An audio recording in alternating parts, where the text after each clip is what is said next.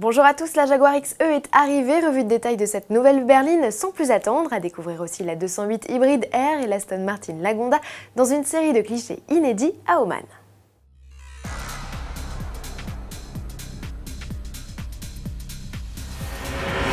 Inutile de vous faire patienter plus longtemps, parlons peu, parlons XE. Cette berline inédite au sein de la gamme est le nouveau produit d'appel de Jaguar. Son prix de base particulièrement attractif, 37 000 € avec le 2 litres diesel de 163 chevaux, en fait tout simplement la Jag la plus économique du moment. Le constructeur va même assurer des coûts d'utilisation allégé.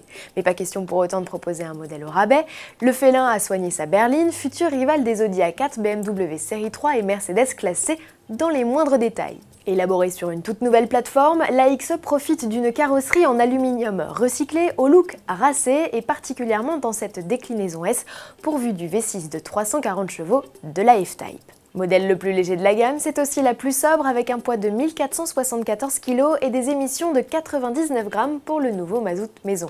Jaguar livrera de plus amples détails sur sa propulsion dès le 2 octobre au Mondial de l'Automobile de Paris. En attendant, revenons sur le show qui a précédé la révélation de la belle. Jaguar avait vu les choses en grand, réunissant un parterre de quelques 3000 VIP au Palais des Congrès de Earl's Court à Londres. Durant près de 2 heures, chanteurs et comédiens ont animé une soirée célébrant le passé, le présent et le futur de la marque.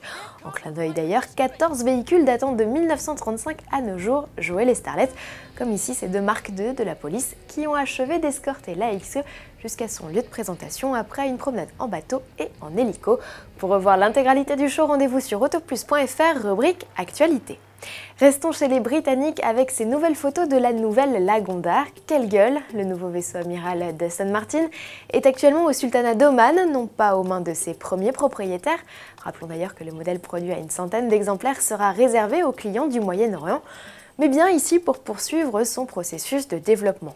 Quoi de mieux que le désert et ses températures harassantes pour ajuster 22 500 km durant la mise au point de cette limousine au V12 de 608 chevaux. Pas de V12 pour la 208, mais un moteur hybride R. À l'occasion du Mondial de l'Automobile de Paris, Peugeot présente une citadine à moteur à air comprimé. Il s'agit du même bloc que celui étraîné par le 2008 hybride R. À l'image de la 208 FE version hybride présentée à Genève en 2013, cette déclinaison répond au projet gouvernemental d'une voiture consommant moins de 2 litres au 100, à découvrir dans quelques jours sur le stand du constructeur aux côtés du concept Exalt et des Peugeot 308 et 308 SW GT. À demain.